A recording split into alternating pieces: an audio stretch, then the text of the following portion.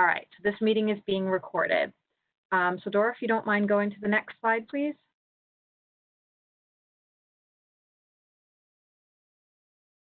Okay, welcome again to the Edgewater High School ball field lighting meeting. So I've explained a little bit about how this presentation is going to work. I'm going to pass things over to board member Castor Dental for a welcome, and then I'll introduce your panelists. Okay, so this is the moment. I just want to welcome everyone who is participating virtually.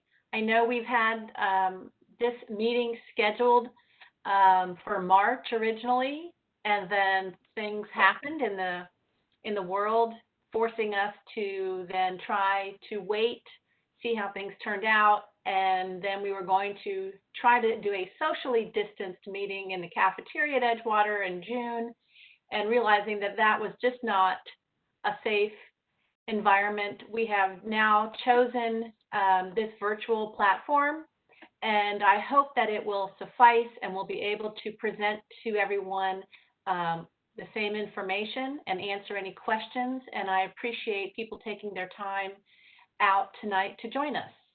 Thank you, Lauren. Okay, absolutely. All right. So I just want to introduce some of the people who are here. You'll see us kind of in a strip across the top. So in addition to Dr. Castor Dental, we have the Edgewater High School principal, Mark Shanoff. We have Doug Patterson, who's the director of athletics. From the high school office, we have Tim Smith. The construction manager for this project is Musco Lighting, and we have Bob DeCudo here from Musco. From our capital renewal team, we have Matt Akins. I'm with communications for facilities. We have Stephen Thorpe from facilities planning. This specific set of projects has its own project manager, and that's Dora Lopez, and you'll get to hear from her in a little bit. And I know that we have at least one representative from the city of Orlando listening. I think their intent is just kind of to be here to listen. I don't think they have someone who can answer questions, but I did want to mention that they're here.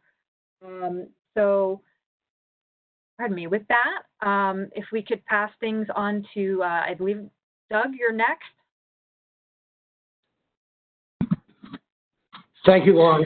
Doug Patterson, Director of Athletics for Orange County Public Schools.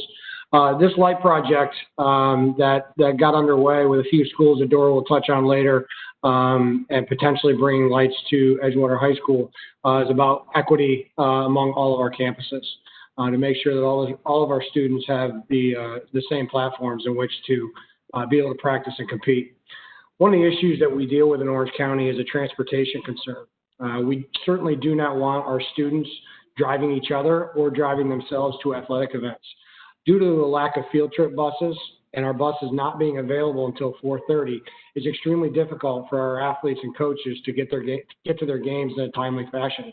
With games currently starting at 4 and 4:30, buses aren't readily available for them.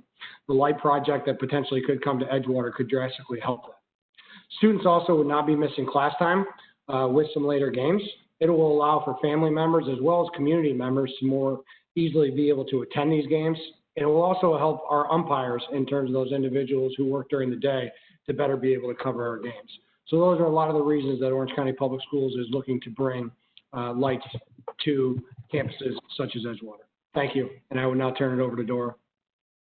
Thank you, Doug. My name is Dora Lopez. I'm part of the OCPSPN team, and I am the project manager that is taking care of his high school baseball and softball field lighting program. I want to mention that as of December of 2019, we just completed 3 of the schools within the program, which is Apopka High School, West Orange High School, and Winterpark High School. For this year, we have planned another set of schools, which is Boone High School. Baseball and football fields are already under construction with a completion date of August. Here, I want to show you the entire Edgewater High School campus, and we have, it has 2 parking lots, one at the north side and another one at the east side of the campus that are planned for baseball and softball events. And this project, we're only going to talk about baseball and softball lighting install. Here you can see a closer look of the baseball and softball field. And I want to point out that the football field has already a lighting system installed. I want to show you the proposed location for the poles as designed by Musco Lighting, and where the orange poles are planned to be 60 feet high, and the blue poles are proposed to be 70 feet high, and the red poles are proposed to be 80 feet high. None of these poles are going to be higher than the existing install at the football field. I'm going to hand over to Musco Lighting. Bob.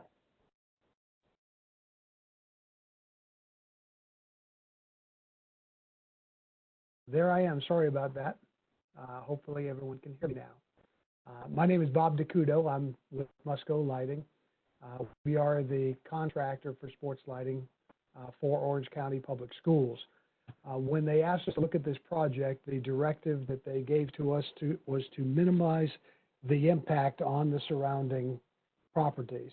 And I'm going to talk a little bit about sports lighting and how we do that, because sports lighting, when it comes to impacting neighborhoods, it's a two-headed monster. There's spill light, where the further you get from the lighted surface, the further away you get, light dissipates to a distance, so you get far enough away and you can't read a newspaper. And then there's glare. Glare is that high beam effect that comes off of lights. So let's talk about spill at first. What I did was run a spill scan along the property line to the southern part, to the bottom of this. You can see from the spill scan, we're well under a foot candle for most of the location. There's one location that is at 3.6 foot candles. It should be noted that there are at least one, if not two, street lights along this stretch of roadway that already produce more than that 3.6 candles of light. That's on this. It also doesn't take into effect the blockage that we expect from the mature trees that are abutting the roadway.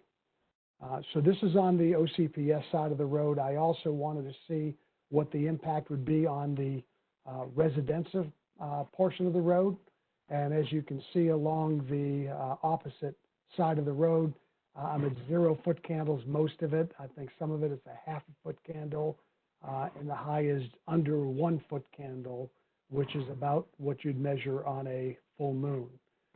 So from a spill perspective, we're controlling the light. We're not intruding on the adjoining properties.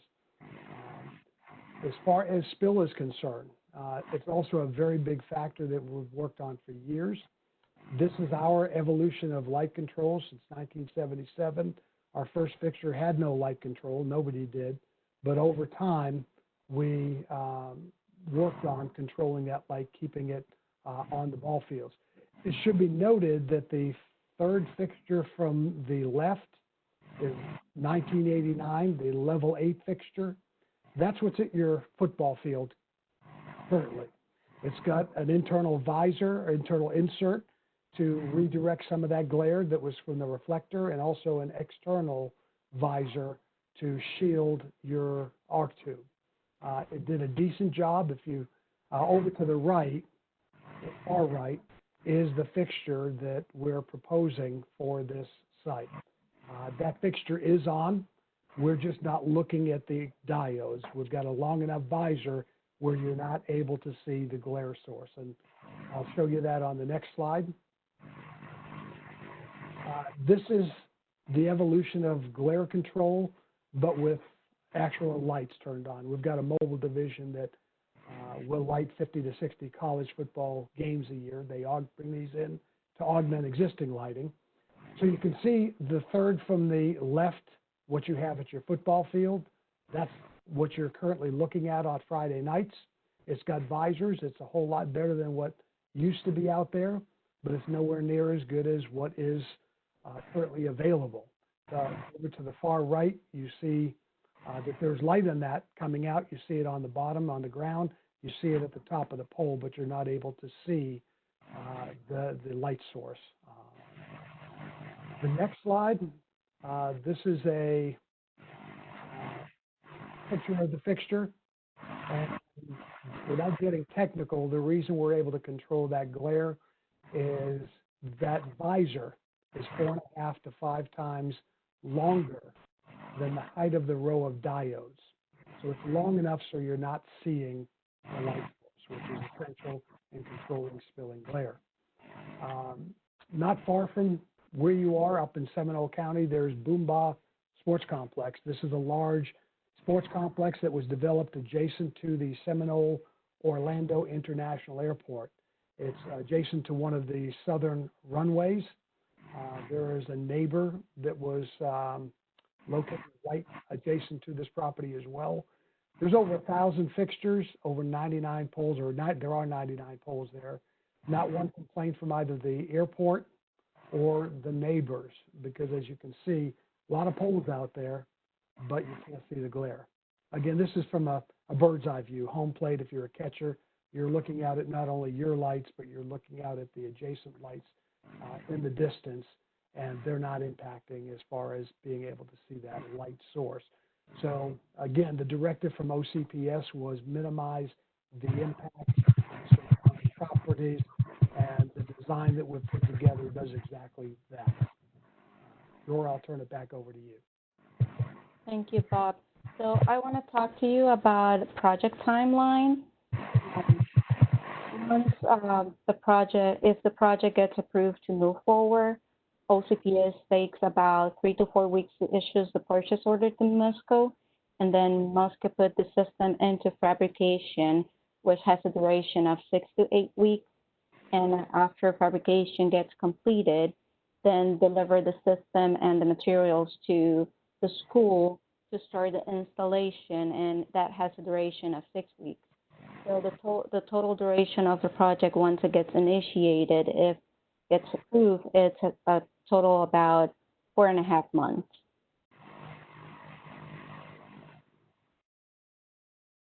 Okay, so far we've had a number of questions and comments come in. Dr. Castrodental, do you want me to just start going through those? Oh, you're muted still. Sorry. Yes, Lauren, that would be great. And I know that there has been a lot of other work done up until tonight as far as researching and meeting with different people and hearing from different neighbors and people who are involved with the baseball team. So I know we have a lot of people who are participating and watching this who have been in touch with me or Dr. Shanoff. So we're continuing the conversation that's already been started, and this is our first chance to kind of all come together and find some solutions. So yeah, go ahead and start some questions, and we'll see if you know who's the right person to answer them and if we have the answers. Okay. So one question came in. We are most concerned with the traffic and speeding traffic on Westmoreland Drive. If approved, can the game traffic be routed through the campus to the already existing parking area? And, you know, I'm so glad this was asked because I know that was something we were already talking about. Mr. Shanoff, do you want to talk about that? Yes, I can address that. So yes, what we would do is we would lock the Westmoreland Drive gate. We would reroute the traffic through the Parr Street entrance, then into what our faculty lot is. Guests would then walk down the breezeway from the faculty lot into the baseball area. So our intent would be to go ahead and lock that down. We would also lock the back of the back of the baseball field facility, at least until the start of the game, where the students can, or the players can go retrieve foul balls. But we would go ahead, we would lock that and reroute folks around to the front. We would also ensure that athletic directors from any schools that are visiting Edgewater would have the new routing plan, and that visitors would be asked to park in the exact same location that we're asking our own families to park, which would be, again, the lot that actually sits right in front of the gymnasium, but it would be, they would enter it through the R Street entrance. Okay. Lauren, if I can interject. Please. I'm glad you answered that, Dr. Shanoff, because that issue and some other issues came up after there was discussion about putting in lights. And it revealed that there are some other concerns by some neighbors, and that traffic was one of them. So, and it's mainly on that Westmoreland Drive where it backs up to the baseball field. So when you say that you can do, lock the gate and reroute traffic, is that has nothing to do really with the lights? That's something that we can do regardless, maybe. And would that apply to games and practicing, or just the games? So we would typically do that just for the games. However, Dr. Castrodental, I'm certainly interested in partnering with the residents on Westmoreland to go ahead and come up with something that's going to work for everybody. One of the things that I've tried to work on over the past 4 years is trying to be a good neighbor and trying to be responsive when the neighbors reach out. And so this would be something that absolutely we would want to work with the neighbors on, because I don't want them to have any additional traffic on Westmoreland Drive. I don't want them to have any additional pedestrian traffic on Westmoreland Drive. I would like for that to remain a residential street and not necessarily the entry point for families, or the default entry point for families that are coming to visit our baseball complex. Okay. Dor, can I ask you to advance one, because I just want to make sure people can see again how to put questions in, because I know it can be a little bit confusing.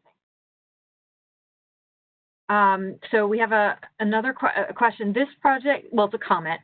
This project needs to be completed not just for the equity between all schools, but for the sports teams in general. With the lighting, the baseball team and softball teams can be utilized to compete in not just normal scheduling, but tournaments as well.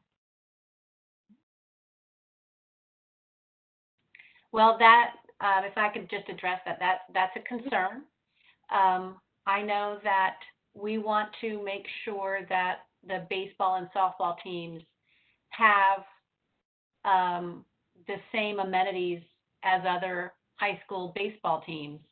That's that part of the equitable use or provision of the lights, so that, Boone High School has those facilities, and it's not always fair if another school nearby doesn't, and they didn't have to raise any money for it. It came out of the capital funding, and it's provided at the district level to upgrade all of the baseball and softball fields.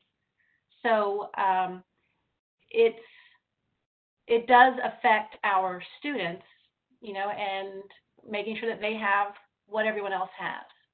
But this question, though, the lights themselves, are there any questions about the lights?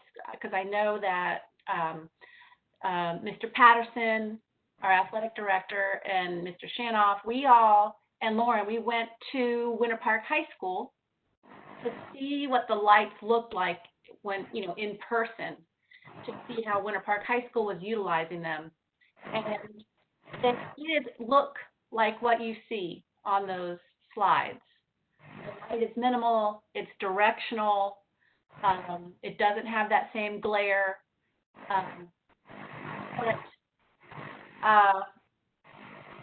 When looking at those lights, it became less about the actual lights and more about, will the lights then extend the use of all the fields later in the night? Would the lights be used for practice? Would the lights be used just for games? Would other groups be able to use or rent out the facilities? So people were concerned about not just that their baseball team got those amenities, but then how frequent would it be used, and how late into the evening would they be used, so that it affects, their quality of life around the fields.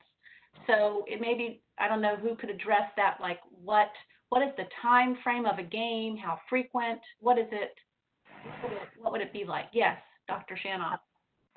Hopefully I can jump in and provide some clarity on this one. First of all, we are not interested in renting the fields for facility use to outside organizations that would utilize the field at night, or would require the lights to come on, or groups, quite honestly, that wouldn't adhere to our required new traffic pattern. So that would be something that we would absolutely be comfortable agreeing to.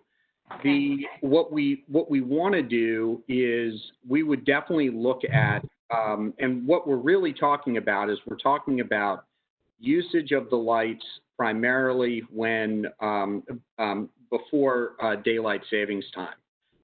So we're talking about games that occur before daylight savings time, and then the ability to go ahead and actually play a JV and varsity game on the same night.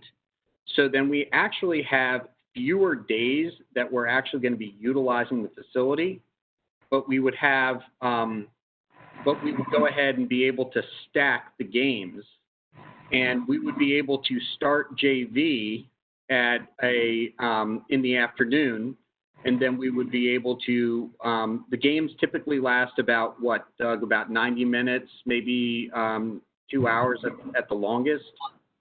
But it really is designed so then we can go ahead and have the flexibility that if we run out of light, we can go ahead and have that. I don't think that our baseball program is interested in scheduling any prime time games. I think that we're interested in playing at a reasonable time and then finishing at a reasonable time. While I don't know exactly what those times are, because I think it kind of depends on where the opponent is coming from and all of that. What I can say is that this will definitely provide an equitable experience for our students, which is what we're really looking for.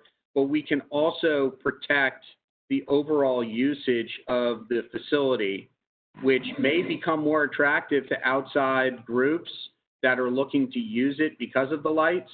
When we go ahead and tell them that there is no outside usage of the baseball or softball fields because of the lights, that's something that we're willing to agree to as a school. Okay. So there are a number of questions that have come in, so let me try to get to some of them.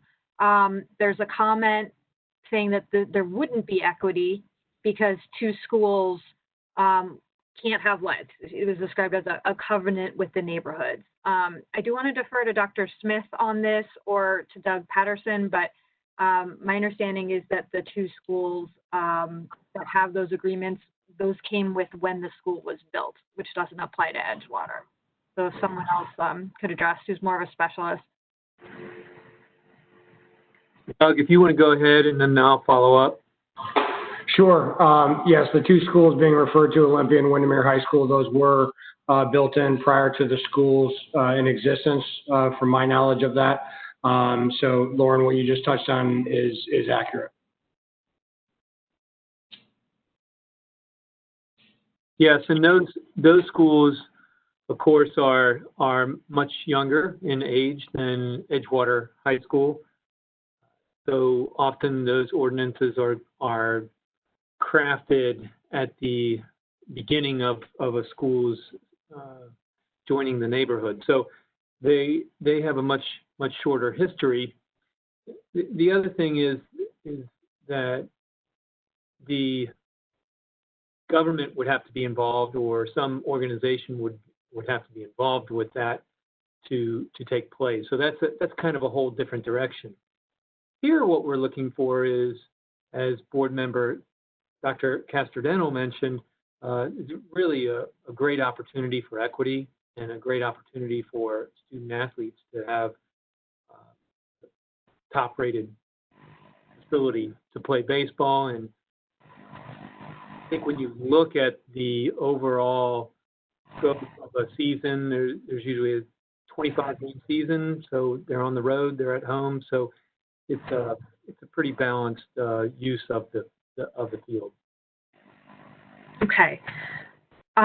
Dora, can you share, can you go back to the slide that shows those two parking lots?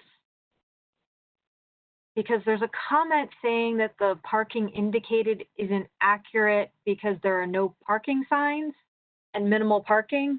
I'm not sure if that's referring to behind the field. Dr. Shanoff, do you know what this might be referring to?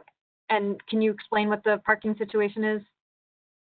I think that's referring to the parking on Westmoreland that's taking place, which would really be more of a city enforcement issue. What we're looking to do, the school's perspective is, we don't want them parking on Westmoreland either. We want them parking in our parking lot. And so we want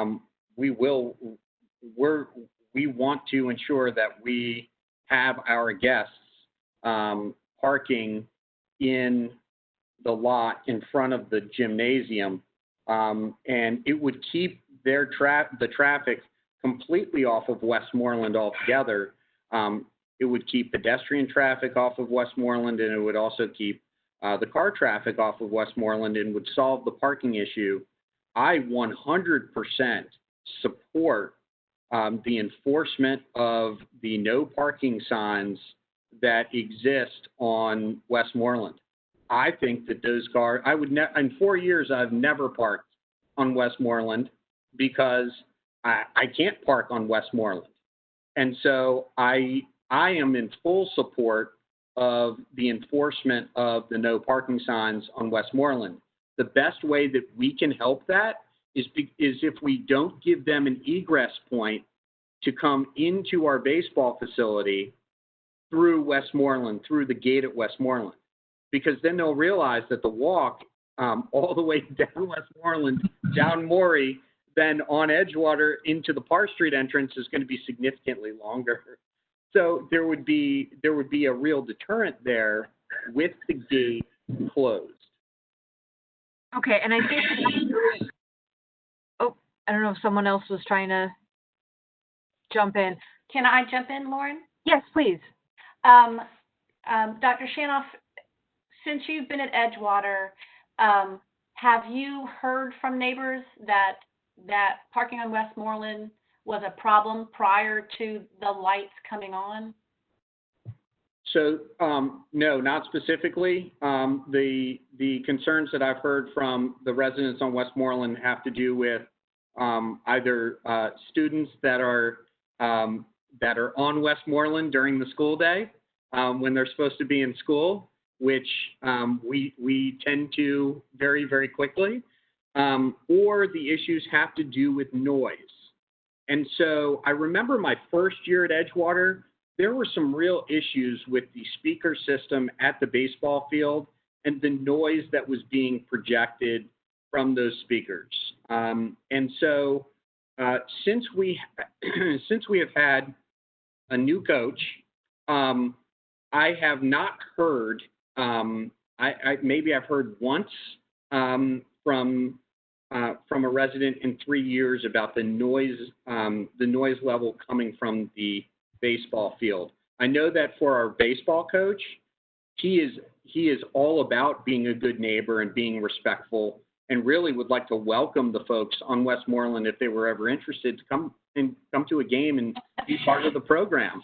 But because it's a beautiful field, by the way, and he takes immaculate care of it. And so No, I think that everybody, we've tackled what we can tackle relative to the noise complaints, but we haven't had to deal with the parking issues per se on Westmoreland. At least I haven't had to address those. But Dr. Castor-Dental, in the spirit of fairness to the person that has, or the person or people that have raised that issue, there isn't a whole lot I can do about that particular issue, considering it's kind of outside the scope of our school.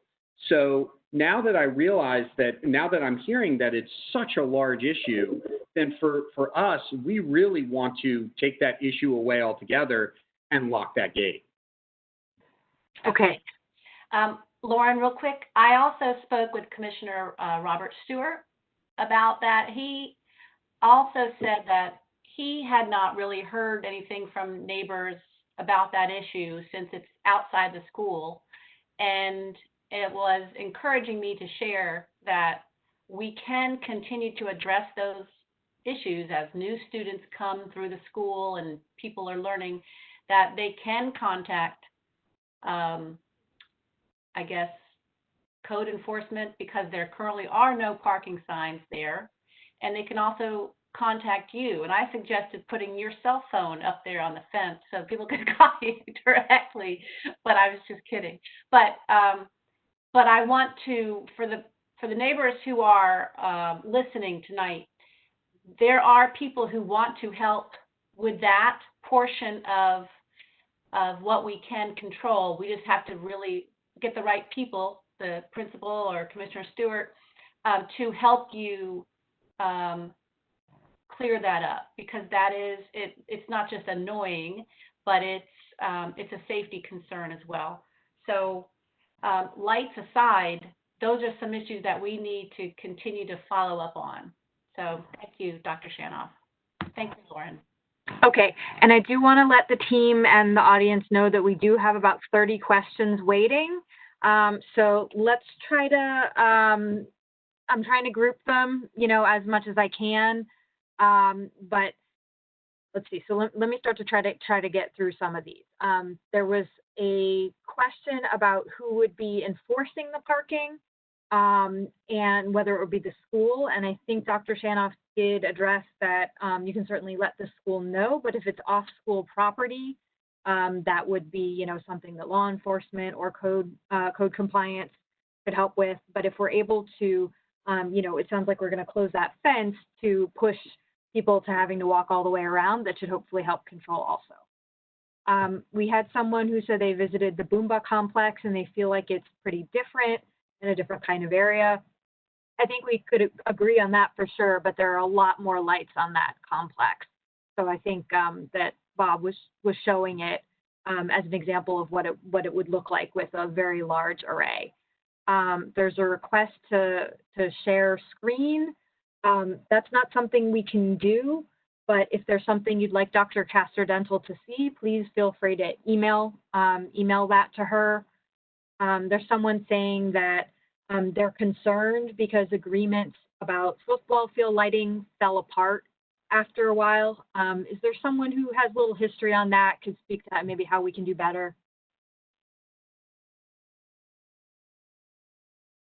I don't know who that would be. From what I understand, when the lights went in for the football field,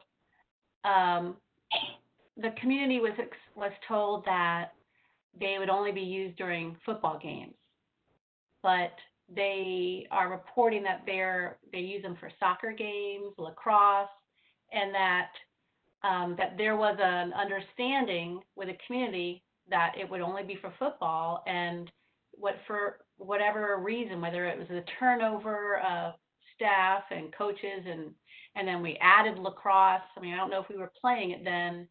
And then you have boys and girls and JV and varsity, and that really ends up having the lights on really frequently.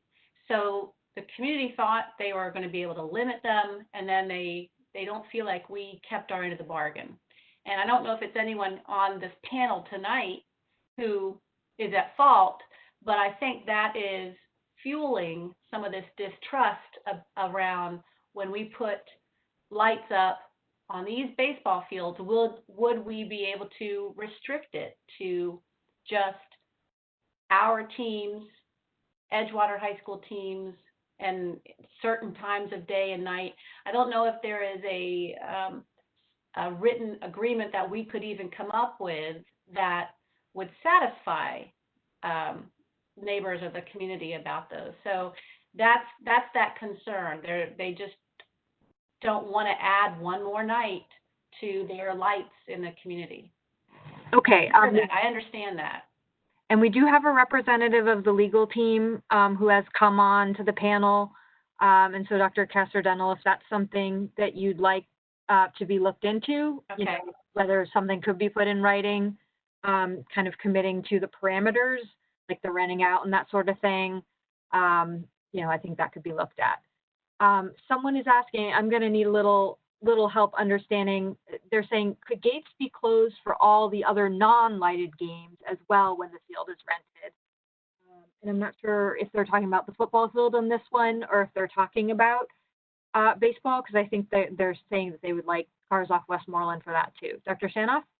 So we have rented the field to an adult men's baseball league that plays during the day, and that wouldn't be a difficult adjustment to make to that usage agreement.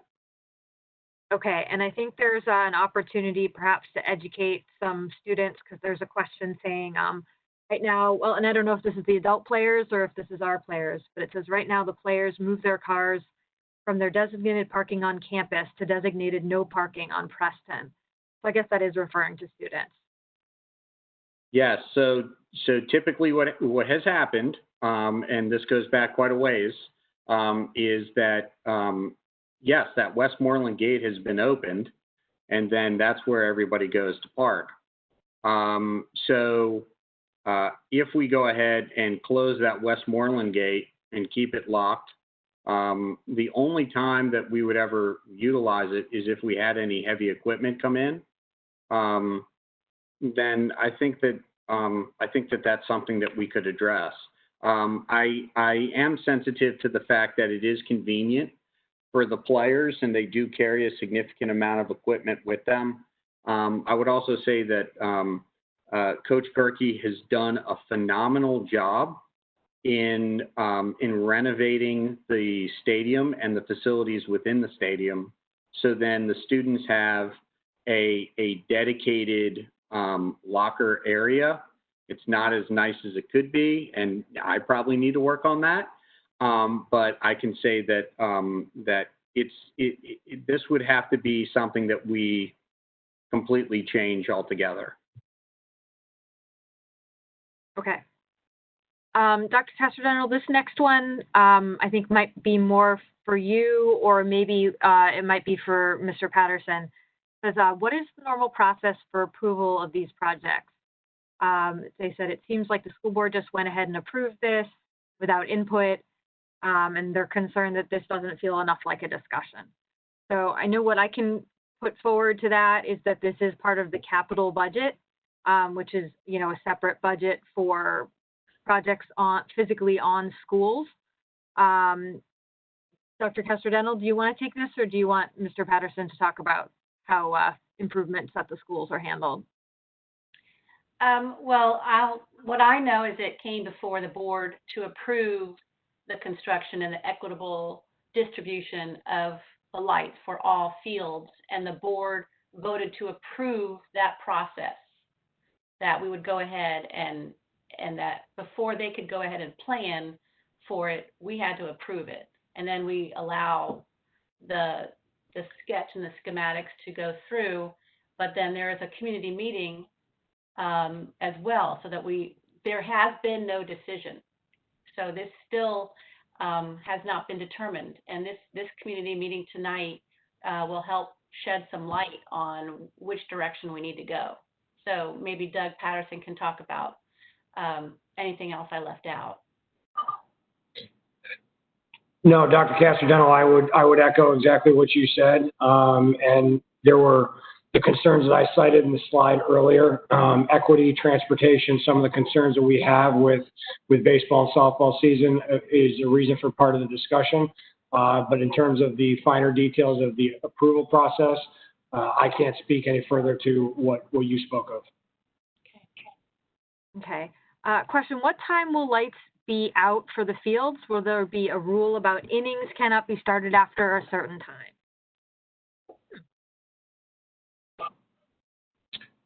I can go ahead and take this one. I mean, we certainly are aware, especially Monday through Thursday nights, the fact that there is school the next day. And again, to echo some of the stuff that Dr. Shanoff shared earlier, those are certainly things that we can build into this plan. It would allow for our games to come to more of a completion than what they currently have, especially as it gets dark early. But you know, we are very aware that, you know, these are high school athletes and they do not need to be playing late at night. And those are parameters that we could build in and certainly call a baseball game or a softball game a tie if need be for the best interest of this project. Okay.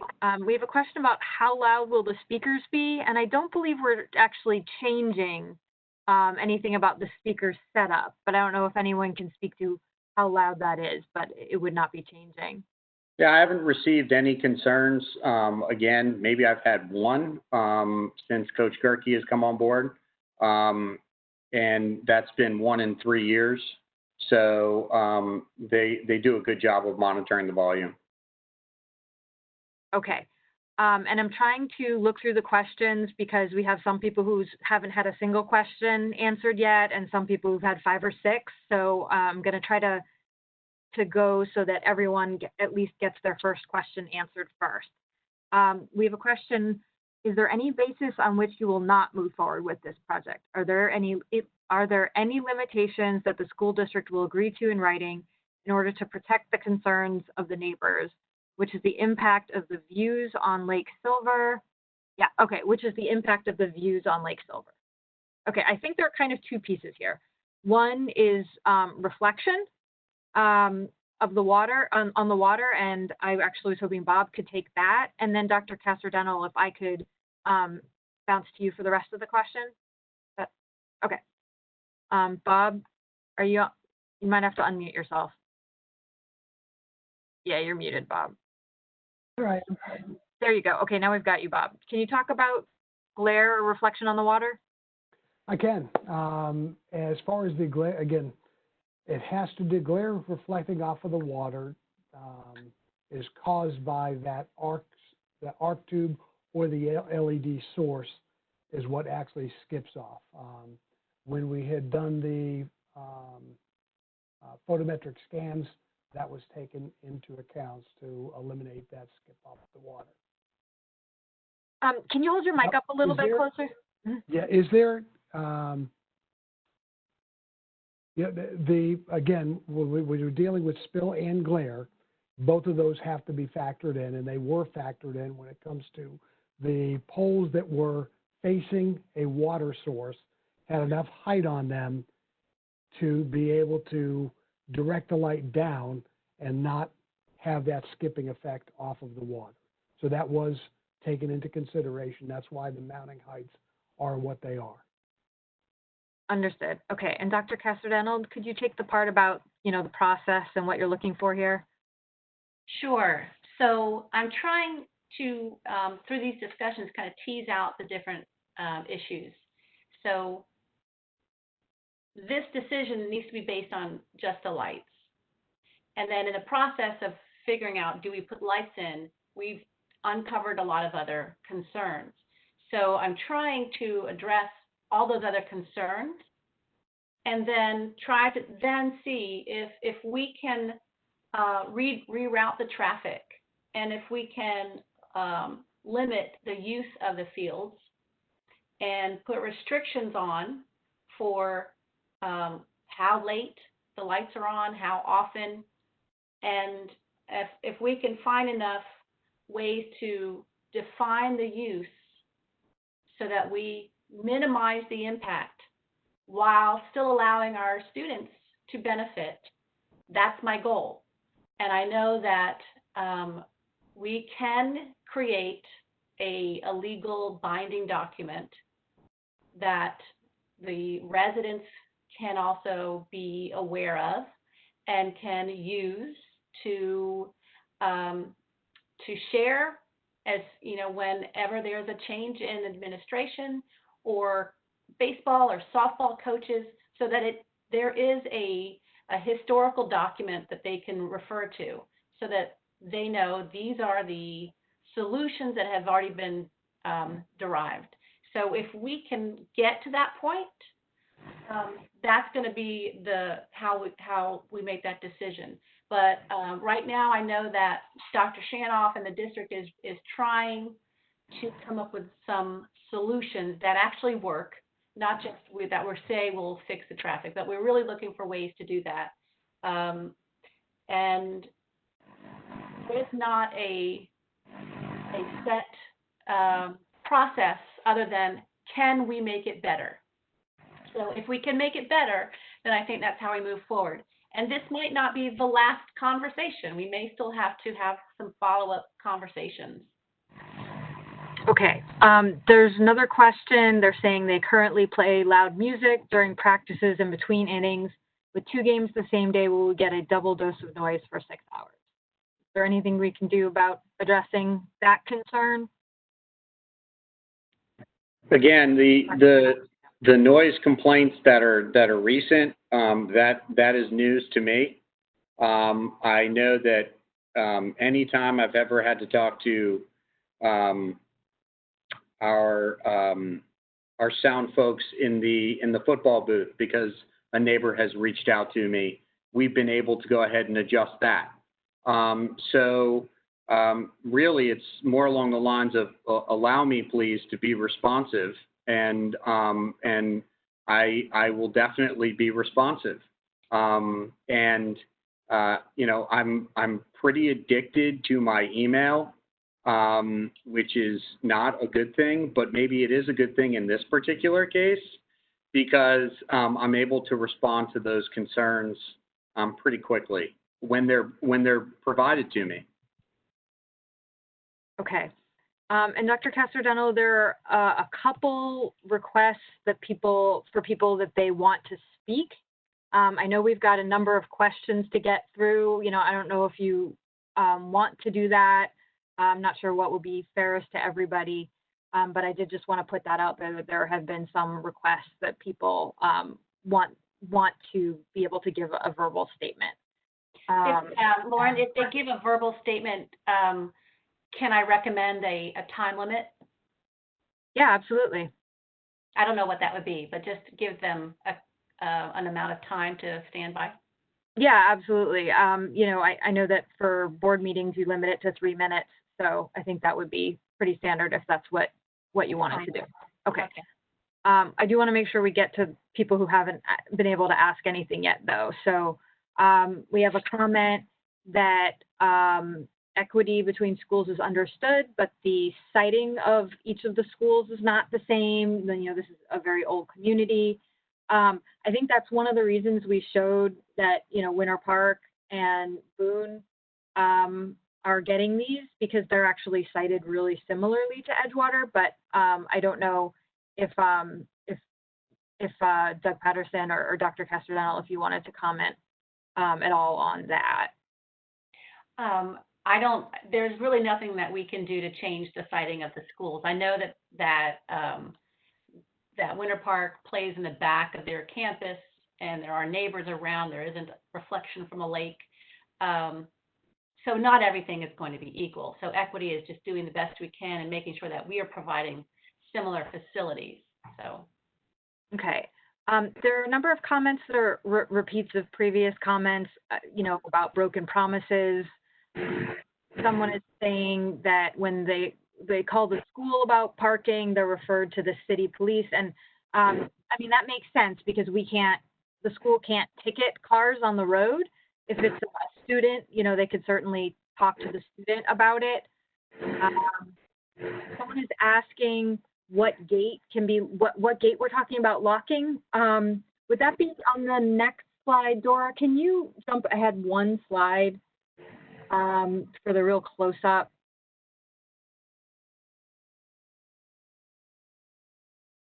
Dr. Shanoff, can you refer to what gate you're talking about locking off? And yeah.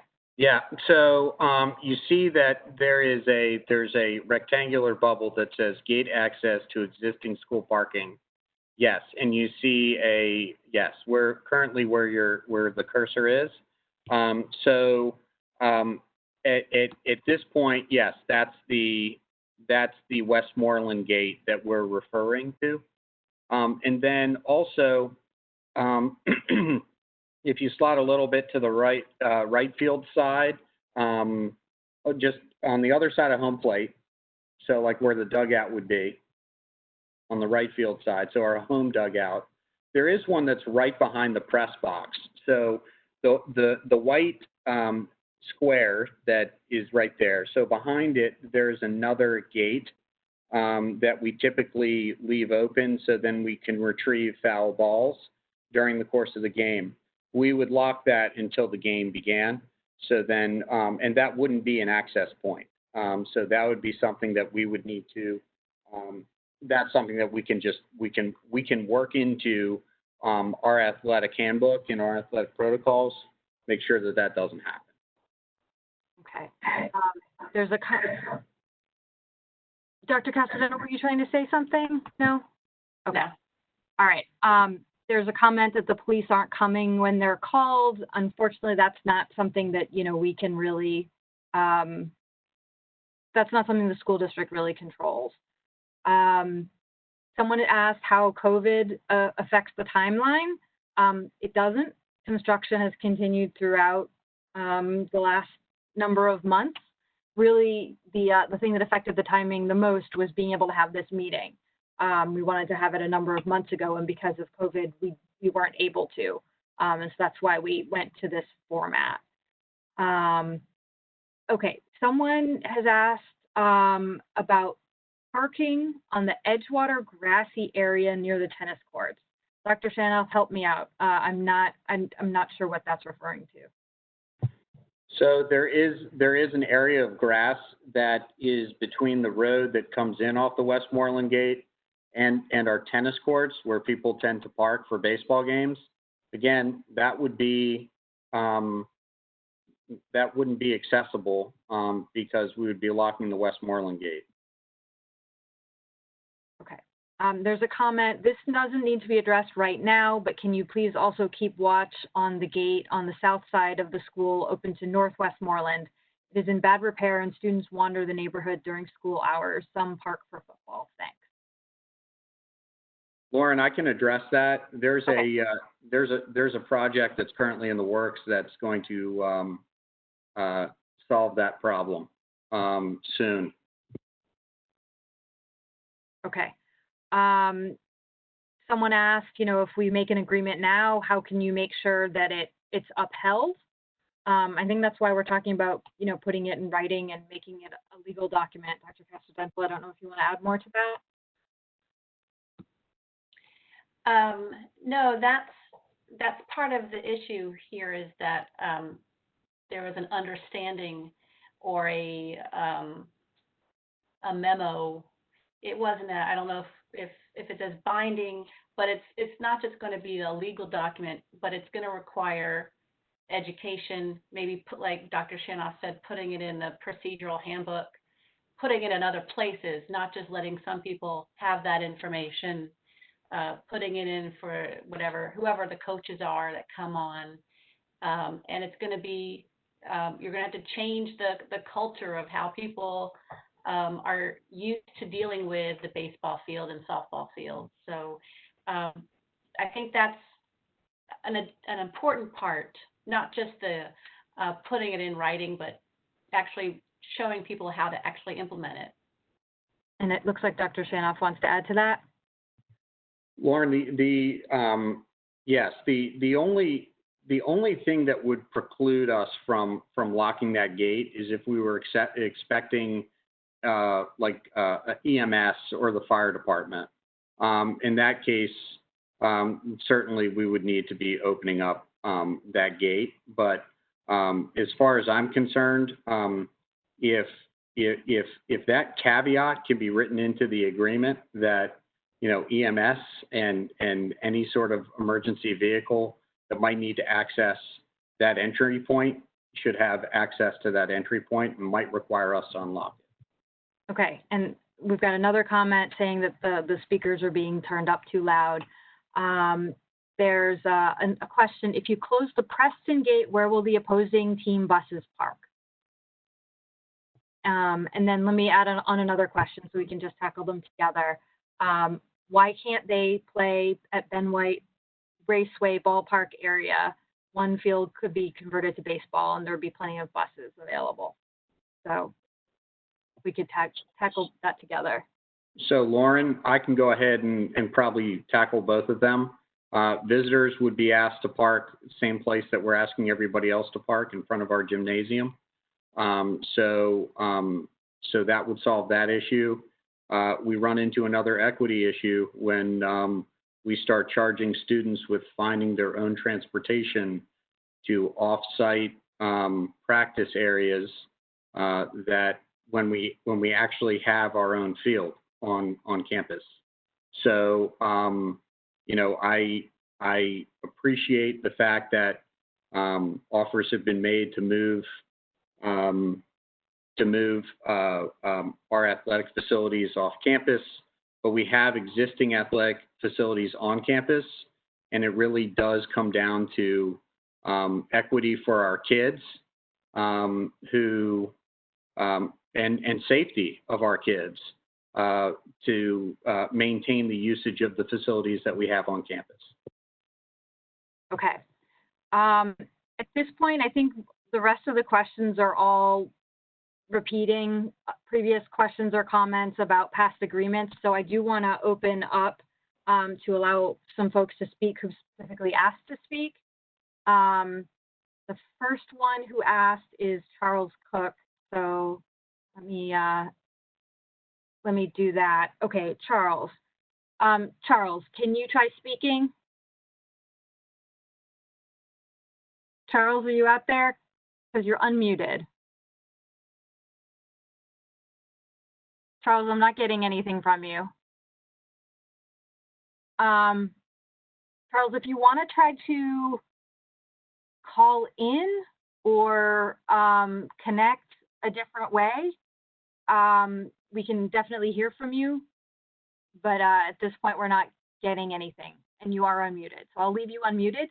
So if you're able to get that corrected, you can just speak up.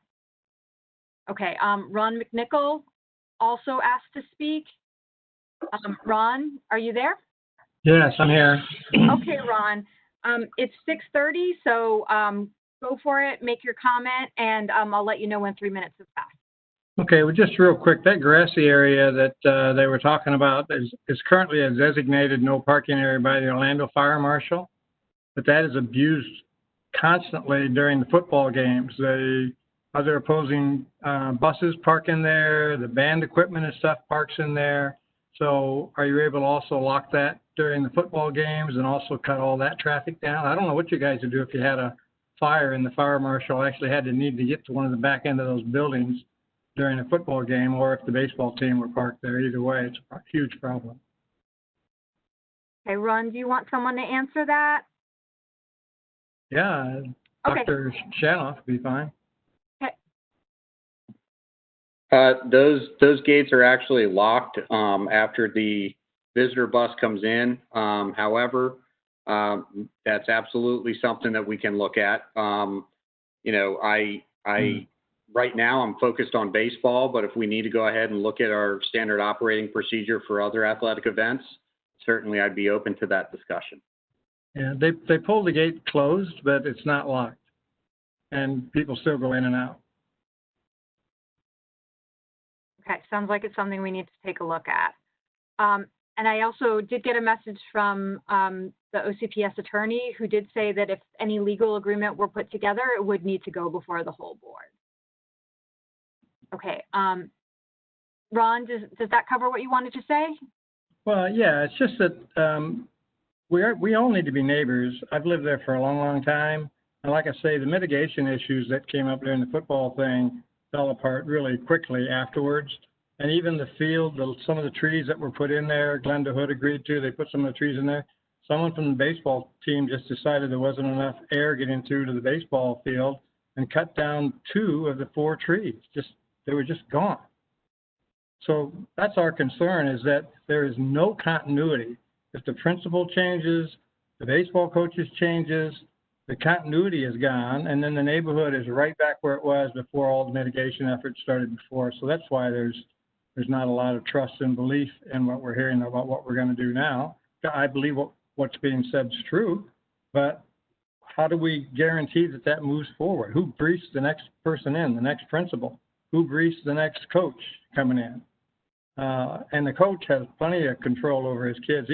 I understand that that's the city, but if the coach just said, boys, don't park in the no parking area, and asked the parents to not do the same, that problem would go away in 2 seconds. But that does not happen. Okay, so what I hear you saying is that there needs to be, a way to have continuity between principals and over years so that these agreements don't get forgotten. We're neighbors that have been there a long time. I've been through maybe 3 principals or so just in a relatively short period of time. And I don't think anyone's really tries to, to create issues.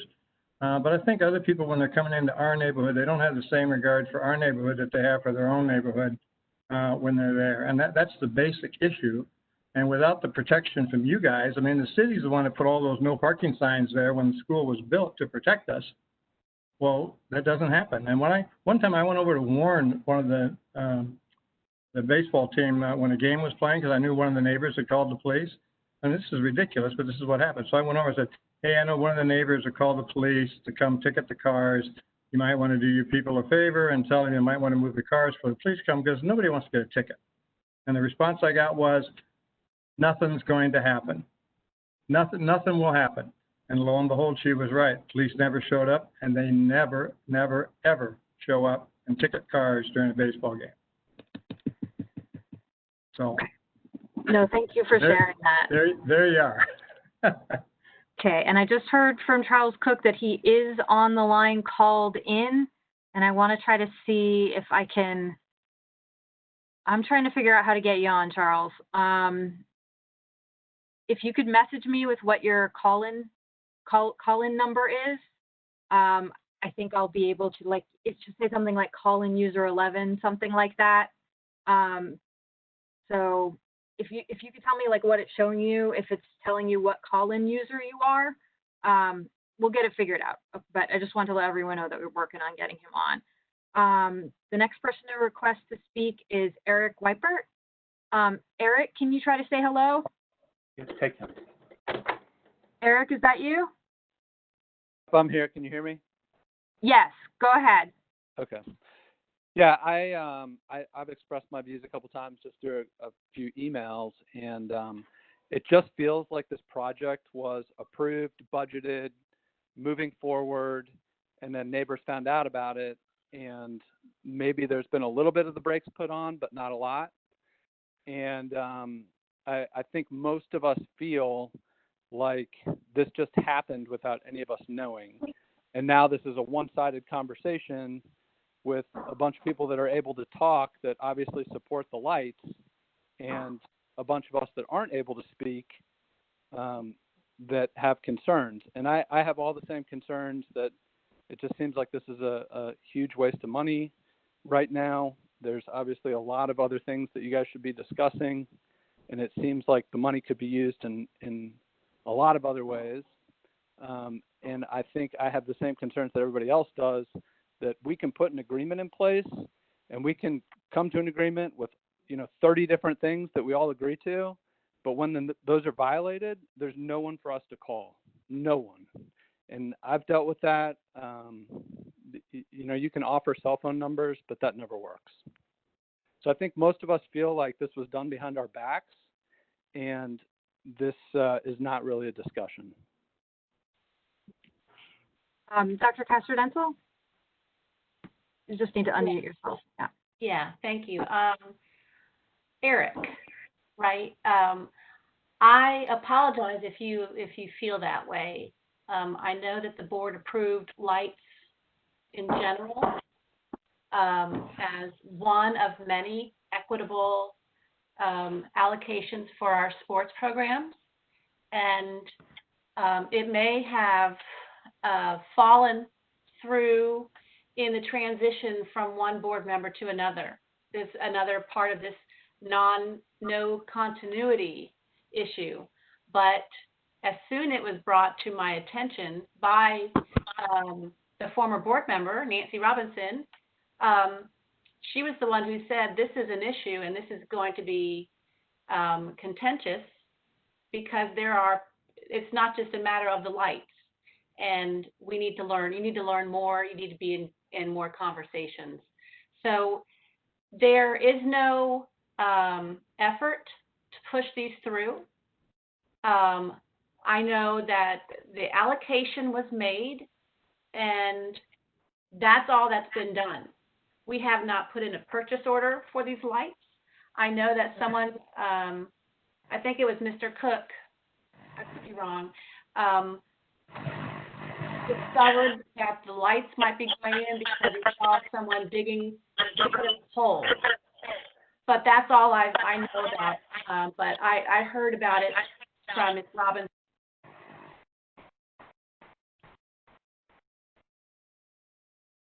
That this was going to be not something that just goes into the high school. So we have been trying to do research. I have been really trying to understand the full extent of the issue from all the neighbors, from people around the lake, from the administration, from the facilities department. And I've been very open to hearing from what the problems are, and I'm trying to address each of them. This is not a done deal. There has been, like I said, no purchase order, and I can't speak to someone in a hole for a post. I don't know anything about that, but this is not we're not trying to shove anything through. I'm trying to get evidence and insight from whatever sides there are to this issue, and I know I can speak for the issue of wanting to have equity for our students and the best facilities for them. But I also understand that we have to be a good neighbor, and it doesn't sound like we have. And I'm trying to learn that. But I don't want you to feel like this has been something that's already pushed through. No one is trying to push it through. We're trying to hear and try to come up with some additional solutions in the process. So if I can, I've talked to Commissioner Stewart. I've talked to other principals. We've done a lot of research. And I'm truly trying to understand the problem and what are possible solutions. Okay, now I appreciate everybody who's been patiently waiting.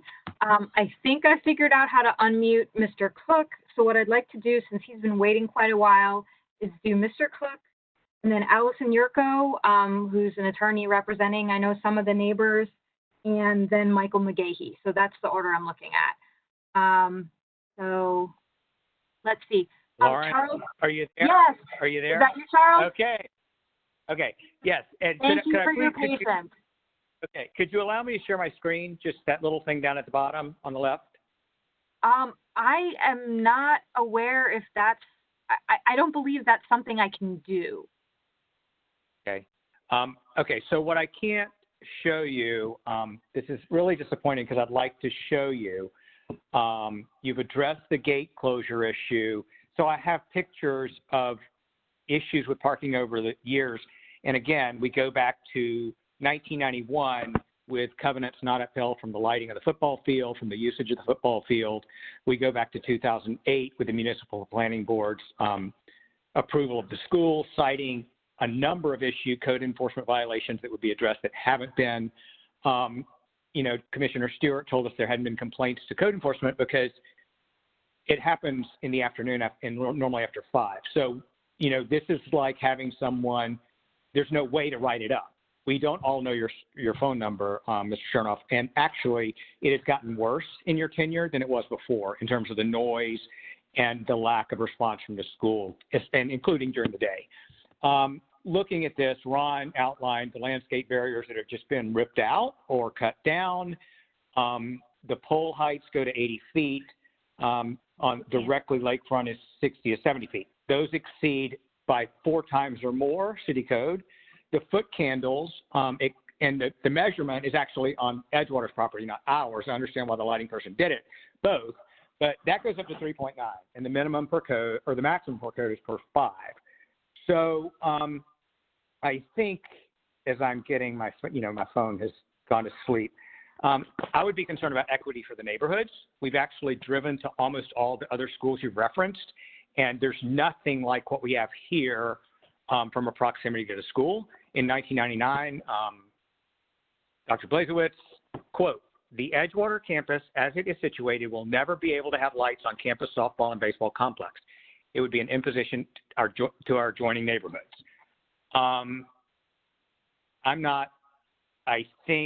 I don't know where I am, 3 minutes. Keep going. You haven't hit it yet. I haven't hit it yet? You haven't hit it yet. Watching. I would be watching. I just wish I could share my screen, but the issue is, if you want to be a good partner and neighbor, let's do that first, okay? Not double the usage.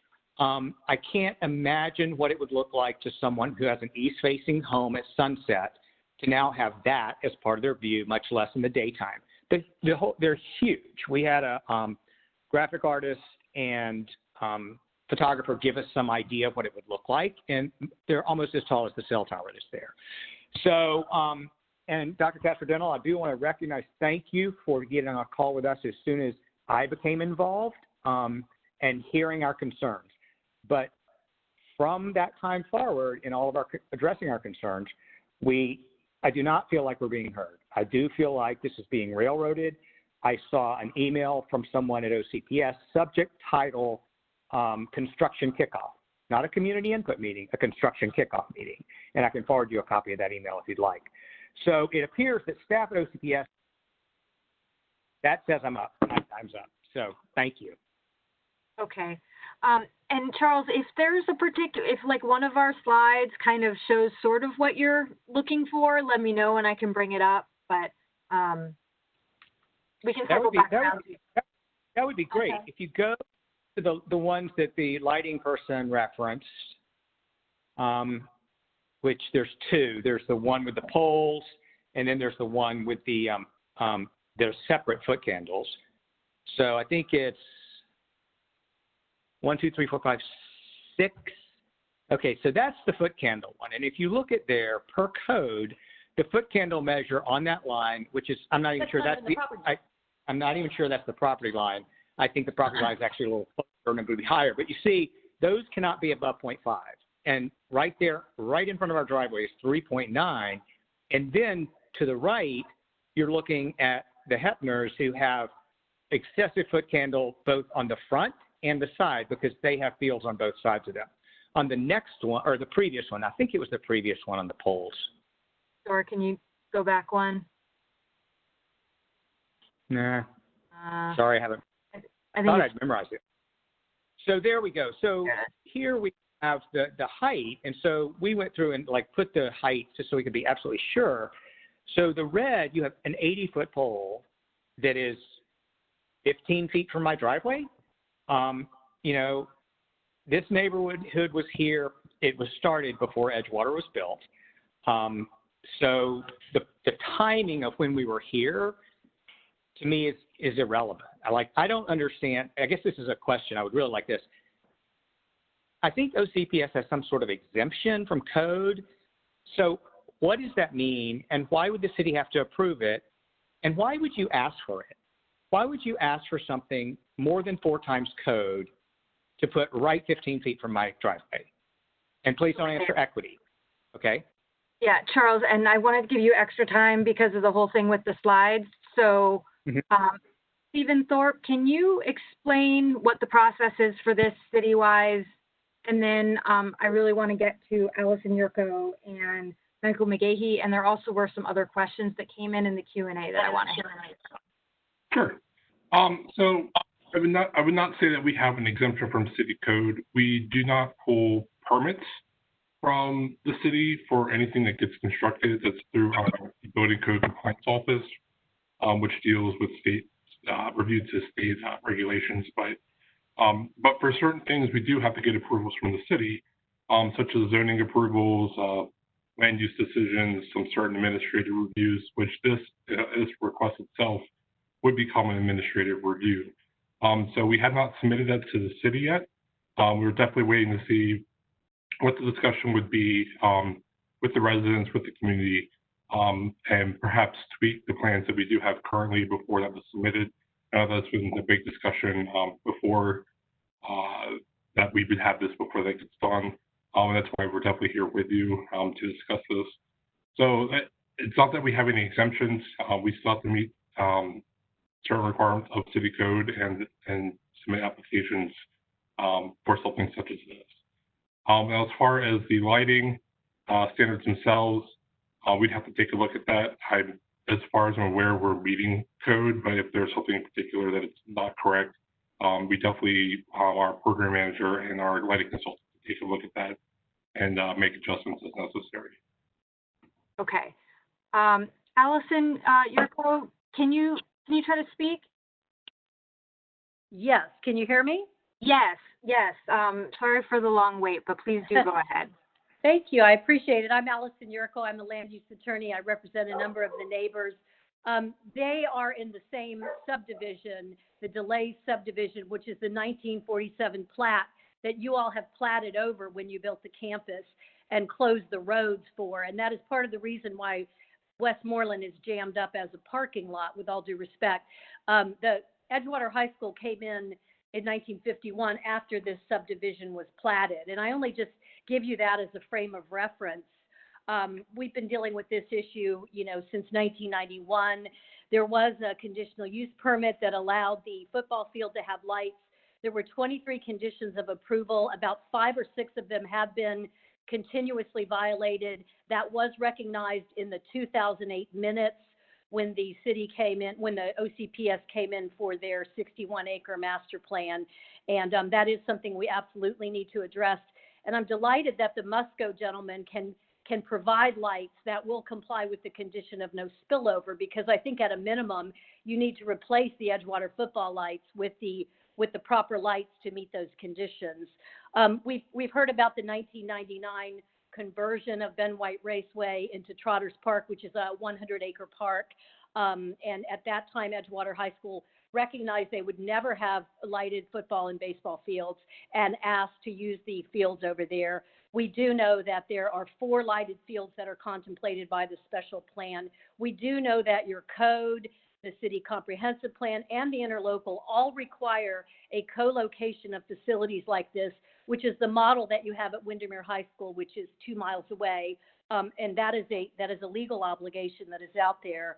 That's kind of the backdrop.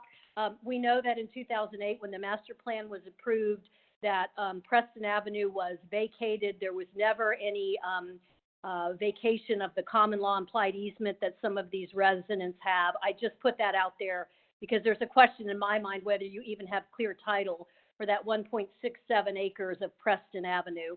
And then in 2011, we get our interlocal with Orange County government, the cities, and Orange County Public Schools that requires the co-location. With that, the other reason this is sort of near and dear to my heart is I actually represented the cell tower company that put the cell tower on one of the light poles at the Edgewater High School football field. That's the magnitude of what we're talking about here. This is like having 10 little mini cell towers around this neighborhood. And with all due respect, part of the reason why the cell tower got approved was that the Edgewater wanted to monetize that asset, which made perfect sense. And they have returned money to the school and the athletic fund.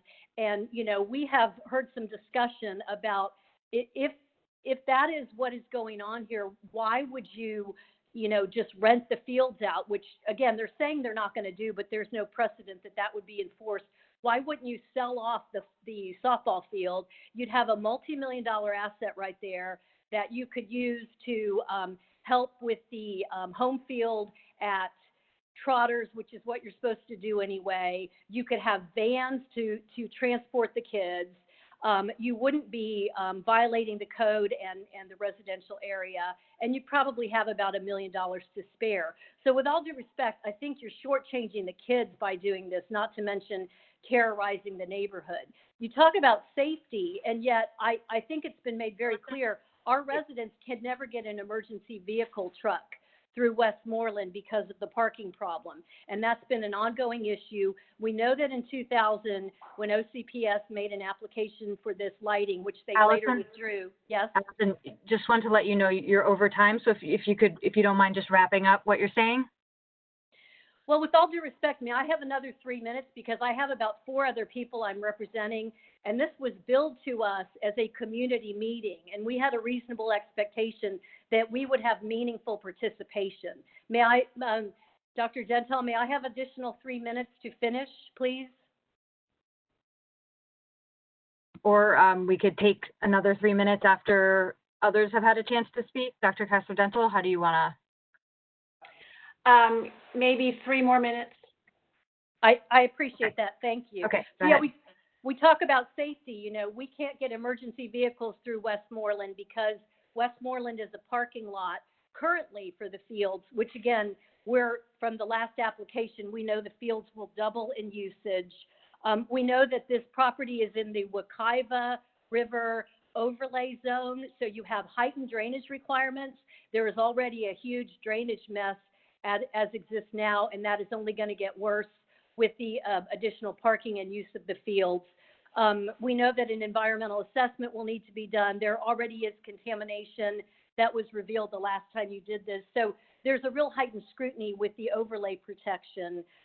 We've got issues, you know, with all due respect, you're using the Boomba field as an example and telling us that the airport has not complained. That shows you the amazing intensity of this type of use. I went out to the Boomba field, and the other thing that is next to it is a huge Army Reserve unit with a bunch of trucks. You know, you have to consider the existing parking problems, the drainage, the vegetation buffer. What about the unintended consequences of lighting these baseball and softball fields? If there is a rental to third parties, which I think is going, you know, who knows what will happen. Again, we don't have a lot of confidence in the commitments. Is there going to be a loss of tax exemption that you will have for rental to third parties?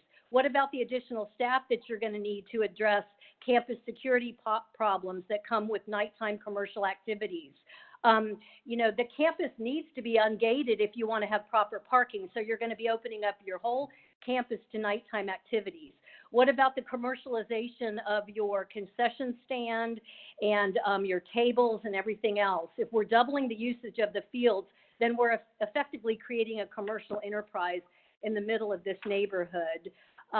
We would just respectfully request that you withdraw this at this time. Have a discussion with the city. I think Commissioner Stewart is very open to talking about Trotters Field. That is what the requirement is. That would be a win for everyone. And we do appreciate the time. Thank you. Okay, thank you. Dr. Castro-Dentel, do you want to respond right now, or should I let the other person speak? I just want to commend Ms. Yurko for getting every little detail in the minutes there. I do want to clarify that I don't believe that the lights would double the usage. I think it might just push the usage back later into the day as they normally would use them. But anyway, I hear all the concerns, and again, if I can just reassure that there has not been a decision made yet, and there are a lot of issues that we need to tease out and address, and I understand the continuity is a concern, and that would definitely be a part of any decision to go ahead with the lights. Is if we put it in writing and we put it in the training, is there a way to ensure that the covenants or agreements or documents are adhered to, and I don't know if there is. So that's all definitely a consideration. How practical are our solutions? So I appreciate hearing from Ms. Yurko, and I'm happy to hear from others. Okay, Mr. McGahee has been waiting. Michael, you're unmuted. How you doing? Can you hear me?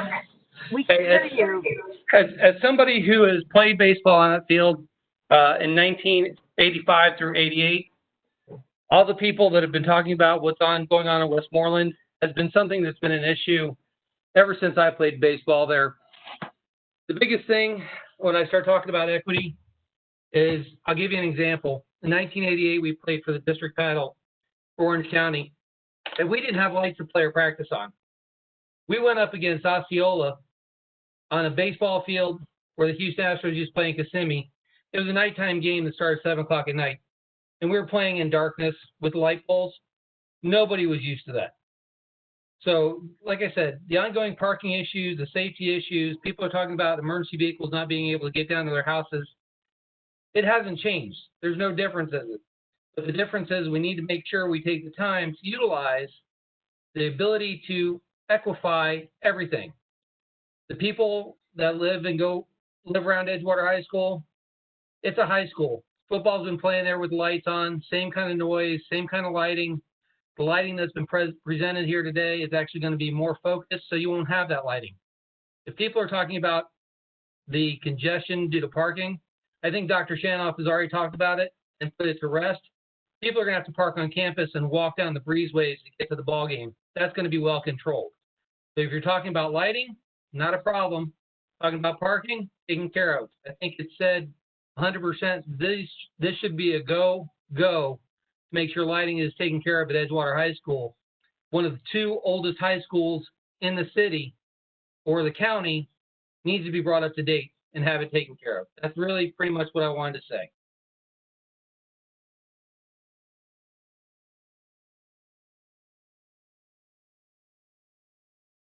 Thank you for your comments. I appreciate that.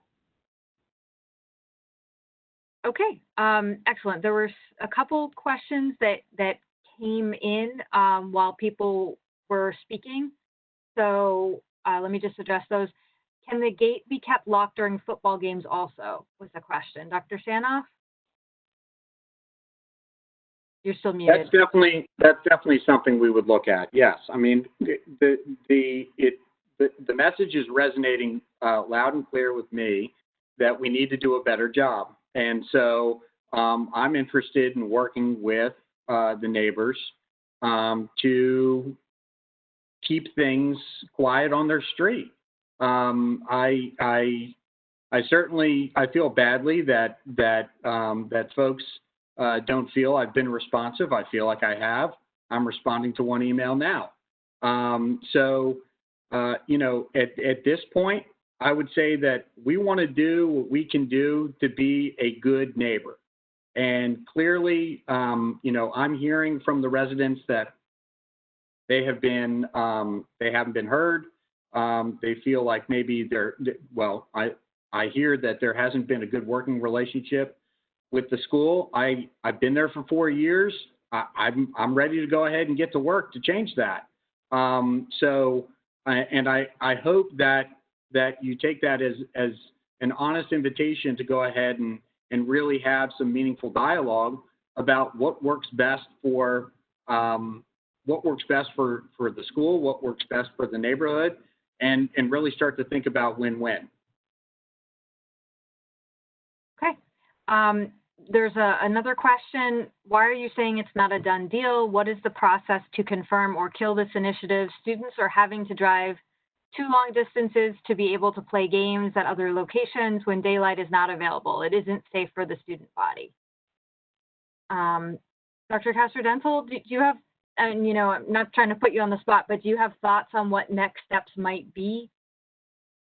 Well, we'll look and see if we can find a solution. As if we're going forward with lights, is there a way to craft an agreement that is solid, that can be relied upon? Can we also mitigate the other issues that the neighbors are concerned with? And if we are able to find some solutions to the parking and the noise and other items that have been brought to our attention, then we'll see if there is something that is workable, and not just can we put it in a document, but is it enforceable? Is it practical? So if we can find that so that we appease all concerns, then we would go forward with the lights. If we cannot, I'm not sure what we would do other than continue to find ways to mitigate the issues that are currently ongoing. Okay, thank you. So Charles Cook did send in a clarification of what he was saying. I believe, and Charles, please message again if I'm wrong about this, but he said that the foot candles he was concerned about being outside code are actually in the presentation. So I think he's talking about existing. And so I don't know if that's spillover from the football field, but Stephen, if that gives you enough information to look into what those are. And there was also another question in the Q&A saying, why is this still going on during COVID? All funds should be dedicated toward that effort is essentially the question. And I'll pass it over to Dr. Castor-Dental in a moment, but I did want to explain one thing, that this is funded out of capital funding, which is for physical building projects.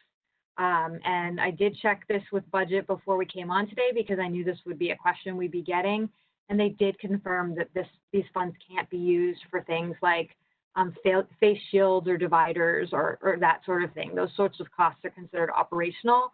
And these funds can't be used for that. And so if these lights were not built, it would go back into the capital fund for what the school board designated the priorities were of the capital budget. So Dr. Castor-Dental, hopefully I explained that right. I don't know if there's anything else you wanted to add on to that. No, you did a good job. And just so people know that categorical funding, we cannot transfer it to something else just if we want to. By law, we have to keep those separate. So you did a great explanation. Thank you. Ms. Roth, if I could chime in, I just wanted to share a thought. Yes, please. I was principal at Warner Park High School for 8 years, a campus that is probably, well over 50%, maybe close to 75% of the perimeter of Warner Park High School is surrounded by residential neighborhoods. And so I completely understand the importance of the relationship between the school and residents.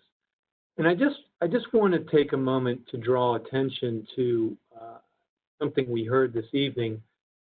For a principal to make a move like he did this evening in talking about rerouting years and years of traffic patterns and baseball routines and so forth by moving the whole parking issue and pedestrian way to the front of the gym is a most significant move.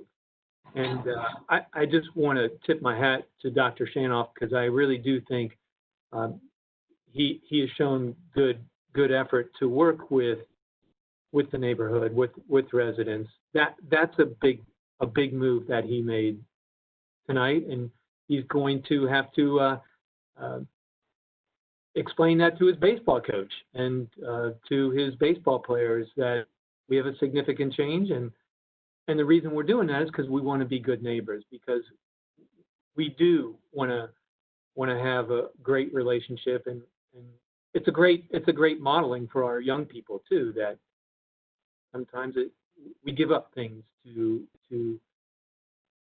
make the relationship work and to work together in unity. So I just want to draw that to attention because that's no small act that he took this evening to do that. So just wanted to take a moment to highlight that. Thank you, Dr. Smith. I did want to make sure that everybody knows, I know we've lost some participants as the evening has gone on, so if you have other neighbors you're talking to about this, this will be posted on the Facilities Communications YouTube page, and I will share out that link with everybody who signed up for this call, whether they actually made it on or not. So you will be able to go back and watch this. One last comment did come in asking that you guys please keep in mind access for fire trucks as you're looking at whatever the final plan will be. And Dr. Castrodental, is there any other closing remarks you'd like to make?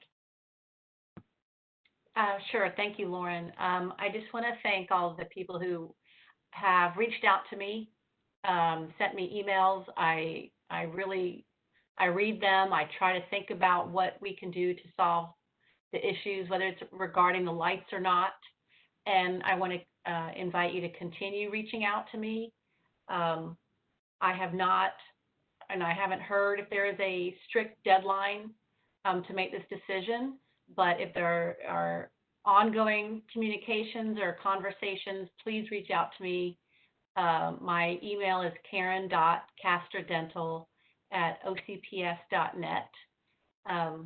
And I know a lot of you have already reached out to me. If there are other people that you feel need to share their comments, please do. If you come up with other ideas for solutions, please share. But I appreciate this, and I think regardless of the final outcome, I think whatever we come up with will be improved over what we have now. So I appreciate everyone's work and diligence, and the staff. Thank you for all your work on all this too. Thank you, Lauren, for putting together the presentation. Thank you to the whole team. I can't take sole credit for that. But I did want to let everyone know I did just put Dr. Castrodental's email in the chat because I know it's misspelled frequently. So that is there. Please do stay in touch. And now that this is actually why we required registration, now that we have everyone's information, we'll be able to let you know what next steps are. So thank you very much, everybody, for taking the time out of your busy evening to come out and talk with us tonight. All right. Have a good night. Thank you, everybody.